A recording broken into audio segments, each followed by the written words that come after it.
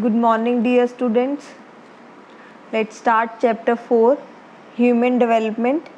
Open your book, page number 69. Topic is Overview of Developmental Stages. Now listen carefully. Development is commonly described in terms of periods or stages. You must have observed that your younger brother or sister or parents and even yourself all behave in different ways. If you observe people living in your neighborhood, you would find that they too do not behave in a similar manner. This variation is partially because everyone is in a different stage of life. Human life proceeds through different stages. For example, you are at present in the stage of adolescence, and after a few years, you will enter the stage of adulthood. Developmental stages are assumed to be temporary and are often characterized by the dominant feature of a leading characteristic, which gives each period its uniqueness. During a particular stage, individual progress towards an assumed goal, a state or ability that he must achieve in the same order as other persons before progressing to the next stage in the sequence. Of course, individuals do vary with respect to the time or rate of development from one stage to another. It may be noted that certain patterns of behavior and certain skills are learned more easily and successfully during certain stages. These accomplishments of a person become the social expectations of that stage of development. They are known as developmental task.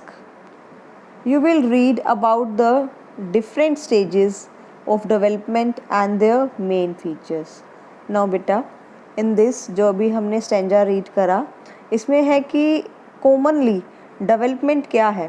कह रहे हैं कि human being जैसे उसका birth होता है, जैसे ही उसकी बर्थ के बाद डिफरेंट स्टेजेस आती हैं, लाइक इन्फेंसी आती है, चाइल्डहुड आती है, एडोलसेंट आती है, ओल्ड एज आती है. अलग अलग स्टेजेस में अलग अलग उसकी डेवलपमेंट होती है. जैसे आप देखते हैं कि आप ऑब्ज़र्व करते हैं घर पर भी, किसी भी भाई बहन हैं, कोई पेरेंट्स हैं, किसी का भी बिहेवियर एक जैसा नहीं होता. किसी सिचुएशन में उनका रिएक्ट करने का तरीका भी एक जैसा नहीं होता, सबका अलग अलग होता है. सेम एज़ आप अपने नेबरहुड में भी ऑब्ज़र्व करते हैं ये सब चीज़ें. कोई भी stage, like example adolescent age का है, कोई भी स्टेज स्टिल मतलब ऐसा नहीं होता कि किसी स्टेज पे आके डेवलपमेंट रुक जाती है. थोड़े टाइम बाद जब स्टेजेस चेंज होती हैं, लाइक एडोलसेंट एज के जो चेंजेस हैं बिहेवियर के आप ऑब्ज़र्व कर रहे हैं क्या हैं, एज वेल भी धीरे धीरे नेक्स्ट स्टेज आएगी एडल्टहुड, जो उसमें चेंजेस होंगे, डेवलपमेंट होगी. सेम एज़ ओल्ड एज में हर एज के अपने अपने यूनिक करेक्टरिस्टिक्स हैं जो टाइम टू टाइम चेंज होते रहते हैं. सो इसे हम कहते हैं डेवलपमेंटल टास्क. अब धीरे धीरे इसकी आगे स्टेजेस हैं, तो मेन फीचर्स हैं इसके. और फर्स्ट स्टेज है that is prenatal stage. Prenatal stage होती है जिसे हम कंसेप्शन स्टेज भी बोलते हैं. Like the period from conception to birth is known as the prenatal stage. Typically it last for about 40 weeks. You know by now that the genetic blueprint guides a development during the prenatal stage and after birth. Prenatal stage है before birth, 40 weeks की होती है. और after birth हम देखते हैं कि कैसे कैसे इसमें जेनेटिक और एनवायरमेंटल फैक्टर्स अफेक्ट डालते हैं डेवलपमेंट पे. Prenatal development is also affected by maternal characteristics, which include mother's age, nutrition and emotional state. Means prenatal stage जो होती है वो अफेक्ट डालती है कि जो मदर है उसकी एज क्या है, वो डाइट कैसी ले रही है, एज़ वेल एज़ उसका इमोशनल लेवल कैसा है ड्यूरिंग कंसेप्शन के टाइम पे, उसे कोई डिज़ीज़ तो नहीं है, कोई इन्फेक्शन तो नहीं है जिस रीज़न से बेबी की जो है प्रॉपर डेवलपमेंट नहीं हो पाती। For example rubella, German measles, genetical herpes, these are the problems like HIV। अगर इस तरह की कोई प्रॉब्लम मदर को है तो ऑब्वियसली बच्चे की डेवलपमेंट में प्रॉब्लम आएंगी ही आएंगी न्यूबॉर्न में। Another source of threat to prenatal development is teratogens, environmental agents that cause deviations in normal development that can lead to serious abnormalities or death.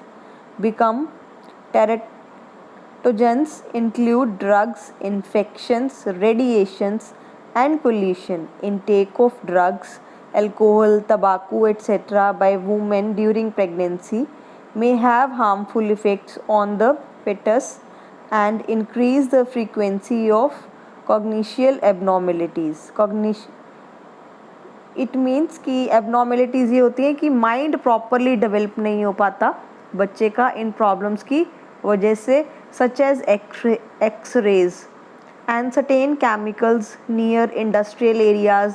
अभी कई लेडीज़ ऐसी हों जो इंडस्ट्रीज़ में काम कर रही हों या नियर बाय रहती हों, तो उस रीज़न से भी ज़्यादा पोल्यूशन की वजह से भी प्रॉब्लम आती हैं।